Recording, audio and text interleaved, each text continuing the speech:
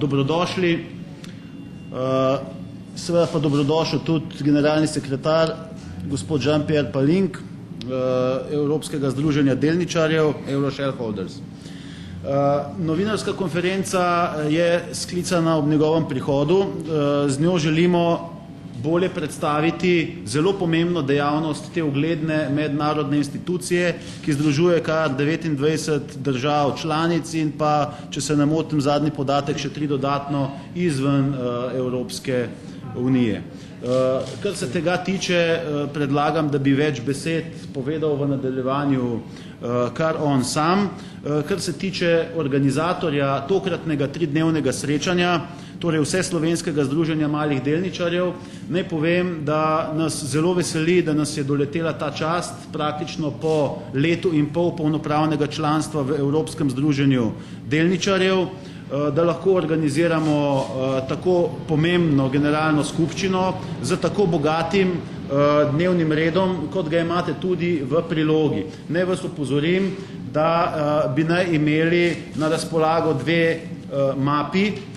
Mapa, ki je namenjena sobotnemu delu dogajanja in posebnemu programu, ki smo ga poimenovali Investo.si, in pa mapa, ki je vezana na generalno skupščino Evropskega združenja delničarjev in tega, kar je v domeni Vseslovenskega združenja malih delničarjev kot polnopravnega člana in organizatorja.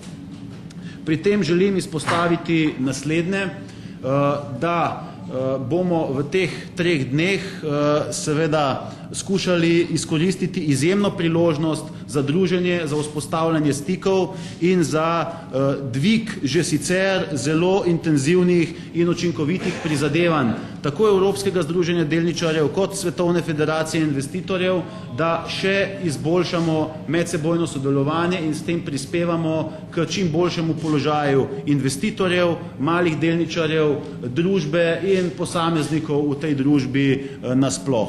V tem smislu so prizadevanja našega združenja, torej Vseslovenskega združenja malih delničarjev v slovenskem prostoru dovolj poznana, hkrati pa smo seveda lahko toliko bolj učinkoviti pri uspešnemu vključevanju in naši aktivni vlogi v mednarodnih združenjih, torej v Evropskem združenju delničarjev in Svetovni federaciji investitorjev. Jutri se nam obeta generalna skupščina Evropskega združenja delničarjev, ki prinaša zelo pomemben dnevni red, ki ga imate tudi v mapah, tako da bi s tem v zvezi seveda to prepustil morebitnim vprašanjem in pa želel zaenkrat zaključiti za željo seveda, da je izdatnejši naš cenjeni gost, gospod Jean-Pierre Palling, generalni sekretar Evropskega združenja delničarjev.